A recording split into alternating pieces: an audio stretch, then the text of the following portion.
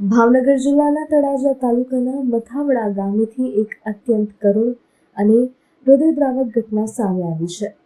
મથાવડા ગામે આવેલા ચેકડેમમાં 4 યુવાનો ડૂબી જવાની ઘટનાથી સમગ્ર પંથકમાં ચકચાર મચી ગઈ છે।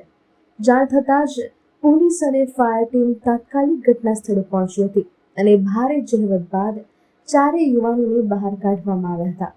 આ દુર્ઘટનામાં 2 યુવાનોનો આબાદ બચાવ થયો હતો, પરંતુ અન્ય 2 યુવાનોની તબિયત ગંભીર હોવાથી તેમને તાત્કાલિક તળાજાની સરકારી હોસ્પિટલમાં ખસેડવામાં આવ્યા હતા, જ્યાં ફરજ પરના તબીબોએ 19 વર્ષીય મિલનભાઈ શિયાળ અને 18 વર્ષીય તુષારભાઈ શિયાળને મૃત જાહેર કર્યા હતા।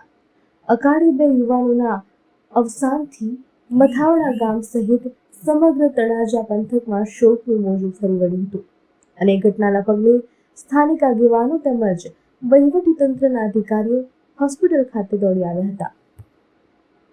જે મથાવાડામાં જે ઘટના બની છે એ 2 છોકરાઓ, 2 22 વર્ષના એક 23 વર્ષનો છોકરો છે, એ ચેકડેમમાં નાહવા પડ્યા છે।